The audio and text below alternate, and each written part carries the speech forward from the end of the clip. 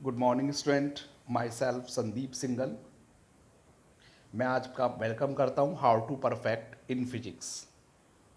Dear students, कुछ students को problem रहती है, कुछ लोगों को प्रॉब्लम रहती है कि फ्रिक्शन हमारा किस तरीके से वर्क करता है। तो आज हम इसी टॉपिक के ऊपर डिस्कस कर रहे हैं and the topic is friction. ठीक है, तो फ्रिक्शन का मतलब क्या है कि जब भी कोई बॉडी किसी दूसरी सरफेस के ऊपर मूव करती है, जब भी कोई बॉडी किसी दूसरी सरफेस के ऊपर मूव करती है तो एक हमारा ऐसा फोर्स डेवलप्ड होता है, ऐसा फोर्स वर्क करता है जो उसकी मोशन को अपोज करता है। अगर मान लीजिए हमारी मोशन इस तरफ है तो फ्रिक्शन हमारा इस तरफ होगा, यानी ये क्या काम कर रहे हैं, दोनों एक दूसरे को अपोज कर रहे हैं। This is a friction. तो मोशन अगर हमारी इधर है तो फ्रिक्शन किधर होगा, इधर की तरफ होगा, that it will be opposite. तो यानी फ्रिक्शन एक हमारा ऐसा फोर्स है जो उसकी मोशन को अपोज कर रहा है। तो this is a retarding force.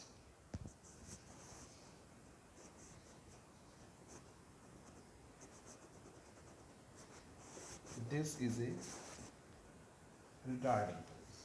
ठीक है, अब इसी का एक और एग्जाम्पल मैं ले लेता हूं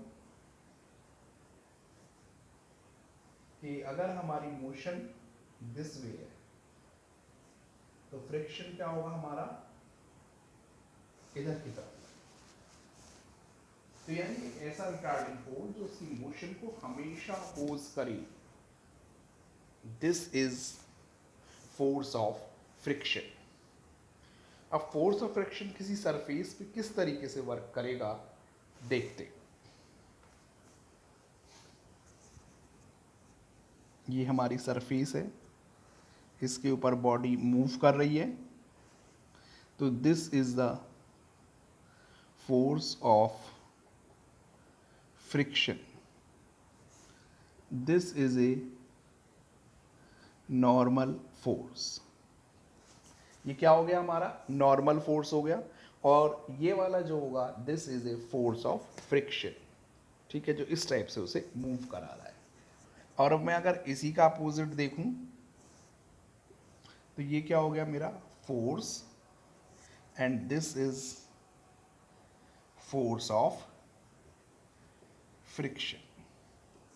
तो अकॉर्डिंग टू न्यूटन के फर्स्ट लॉ के हिसाब से क्या है कि अगर कोई बॉडी रेस्ट में है तो वो रेस्ट में रहे, और अगर कोई बॉडी मोशन में है तो वो मोशन में रहे, जब तक कि उसके ऊपर कोई भी फोर्स ना लगाया जाए।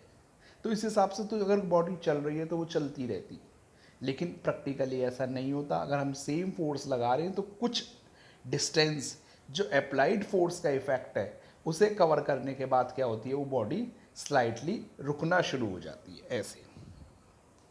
ठीक है ना, तो जब वो रुकना शुरू हो रही है तो कोई एक ऐसा फोर्स जो उसकी मोशन को अपोज कर रहा है, this is a force of friction. ठीक है, अब बात आती है कि फोर्स ऑफ फ्रिक्शन वर्क कैसे करता है। देखिए भाई,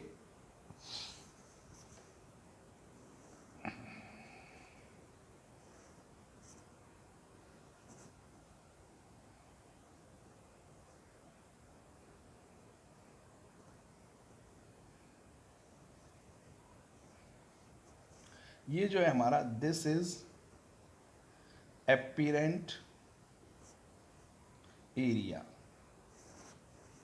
दिस इज सरफेस एरिया। हमने देखा कि इनके बीच में क्या है, एक बहुत ही अच्छी बॉन्ड बनी हुई है। ठीक है, और वो जो बॉन्ड बनी हुई है वो उन्हें क्या काम कर रही है, आपस में अटैच कर रही है। इस टाइप से सरफेस पे हमारा चल रहा है। ठीक है ना, जैसे मार्कर को मैं मूव करा रहा हूं, तो यहां सरफेस एरिया जो हमारा एक्चुअल एरिया है, ये इसके बीच में एक बॉन्डिंग है।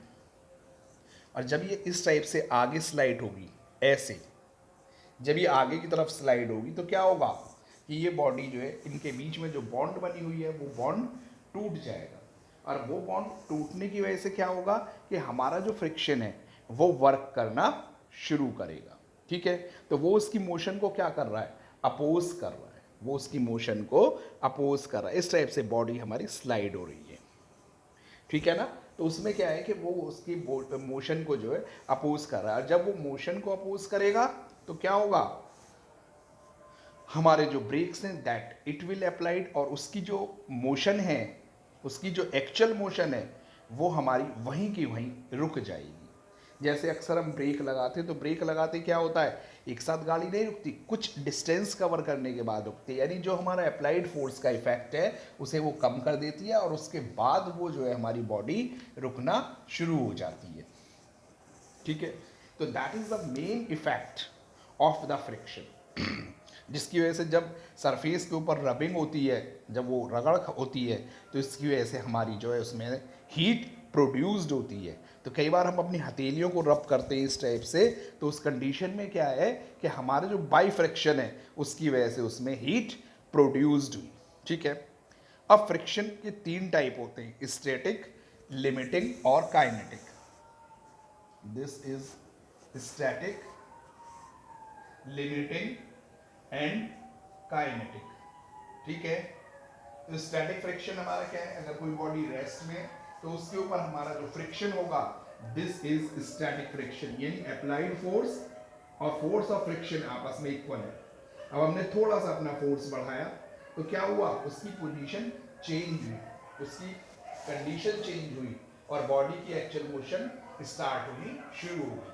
तो ऐसी कंडीशन में क्या है कि स्टैटिक फ्रिक्शन भी बढ़ा है, लेकिन बॉडी की जब एक्चुअल मोशन जस्ट स्टार्ट हुई है तो फ्रिक्शन हमारा कम होना शुरू हो जाएगा, और जब हमारा अप्लाइड फोर्स मैक्सिमम हो जाएगा और फ्रिक्शन हमारा बिल्कुल कम हो जाएगा, then the body is actually moving over the surface of another body. तो बॉडी क्या है कि दूसरी सरफेस के ऊपर वो रन करना शुरू कर देगी। स्टैटिक फ्रिक्शन यानी अप्लाइड फोर्स और फोर्स ऑफ फ्रिक्शन बिल्कुल इक्वल है। बॉडी रेस्ट में, हमने फोर्स बढ़ाया, फ्रिक्शन भी बढ़ा, तो बॉडी की क्या जस्ट मोशन स्टार्ट हुई, दिस इज लिमिटिंग। और क्या है कि अब जब बॉडी की मोशन स्टार्ट हो गई तो फ्रिक्शन क्या हुआ, हमारा कम होना शुरू हो गया, दिस इज काइनेटिक फ्रिक्शन। ठीक है स्टूडेंट्स, वीडियो आपको पसंद आया ही होगा, तो आप हमारे वीडियो को लाइक करें और सब्सक्राइब करें, ताकि आगे आने वाली जो वीडियोस हैं वो आपको बिना किसी रुकावट के मिलती रहें। Thank you.